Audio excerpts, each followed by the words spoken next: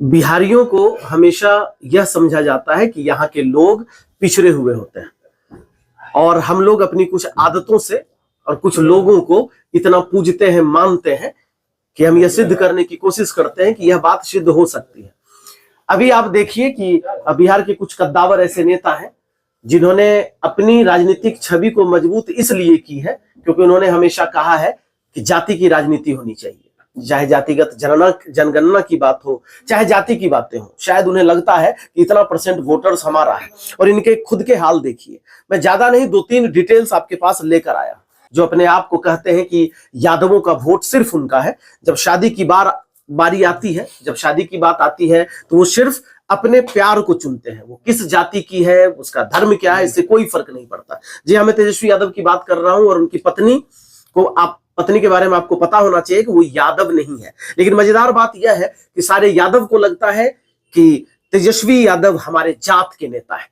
लेकिन हम यह आज तक नहीं समझ पाए कि जब अपनी बात आती है तो ये 1% नहीं सोचते हैं कि हमारी जाति का ख्याल या अपनी जाति को थोड़ा इज्जत दे दें या अपनी जाति के अनुसार ही हम काम करें, नहीं है। दूसरा नाम लेना जरूरी है। अशोक चौधरी की बेटी शांभवी चौधरी, उन्होंने शादी की है एक भूमिहार लड़के के साथ। शाहीन कुणाल शांभवी चौधरी के हस्बैंड का नाम है, वो भूमिहार जाति से है। मतलब एक छोटी जाति की लड़की ने भूमिहार से शादी किया है। और जब ये राजनीति की बात करेंगे, जब ये ज्ञान देंगे तो ये जात की बात करेंगे। तेजस्वी यादव की कहानी आपने सुन ली। शांभवी चौधरी बोलती है, भाषण में बोलती है कि मैं दलितों की नेता हूं।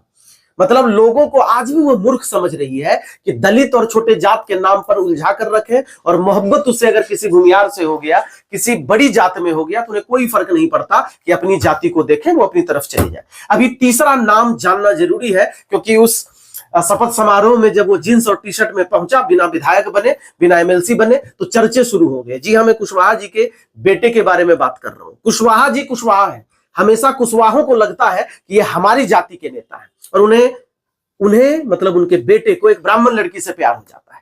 अभी आपने देखा होगा शर्ट पैंट में है और मंत्री पद भी उन्हें दे दिया जाता है। और उन्होंने शादी क्या की है? वो शादी की है एक ब्राह्मण लड़की से। आप देखिए कि ऊपर लेवल पर क्या खेला हो रहा है। और परिवार में ऊपर के लोग सुखी संपन्न है, उनको जो मन है वो कर रहे हैं, और बीच के लोग बेटे बेटी पोता पोती वो मर रहे हैं। उन्हें बरगलाया जा रहा है कि अपनी जाति की ही सुनो, अपनी जाति पर काम करो, मार दो, काट दो। अगर दूसरी जाति में वो शादी करे, दूसरी जाति में कोई काम करे, उसका जान ले लो, लेकिन अपने ये मौज करेंगे, अपनी जिंदगी को सर्वश्रेष्ठ बनाएंगे। गधे बनना छोड़िए और कम से कम इन्हें कहिए कि जाति नहीं, विकास चाहिए।